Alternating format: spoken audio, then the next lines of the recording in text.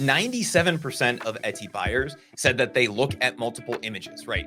Looking at the Etsy buyer survey, 97% said before they make a purchase decision, they look at multiple images. That's more than read the description. That's more than read the title. That's more than do anything else. That is the thing. And they also said, Scott,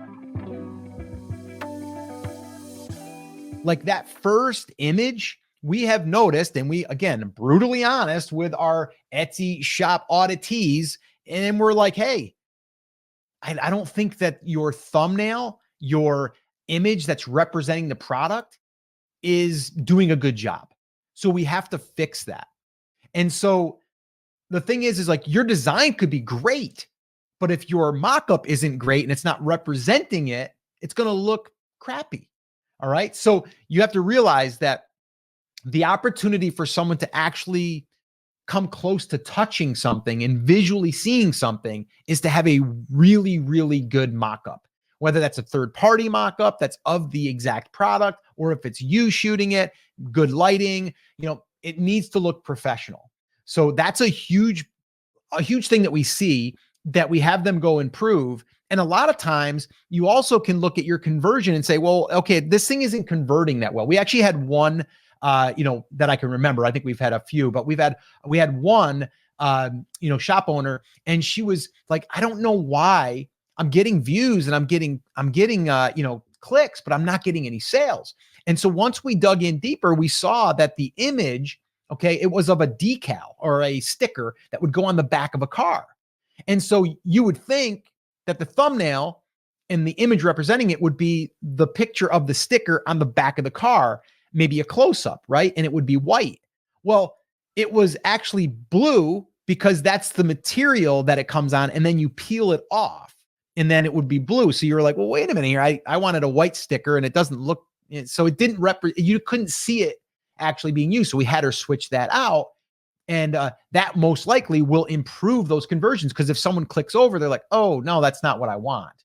Okay. So a lot of times if you're not converting, it could be the image itself. And then that also goes into not just the main image. When you get someone in your listing, now those other images are going to be a way for people to be able to see around the product, or maybe under the product, or the size of the product, or it being used in certain situations. So any pictures that you can add there to let someone realize how big it is, how it's being used, the quality, any of that stuff is going to increase the conversions. So if we have an Etsy shop audit that we're doing and we see they have 4 pictures, we're going to make sure that they add more pictures to represent the product.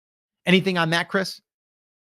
Scott, images are the thing, right? We talked about mockups and images. That's what we're talking about, making these better. 97% of Etsy buyers said that they look at multiple images, right? Looking at the Etsy buyer survey, 97% said before they make a purchase decision, they look at multiple images. That's more than read the description. That's more than read the title. That's more than do anything else.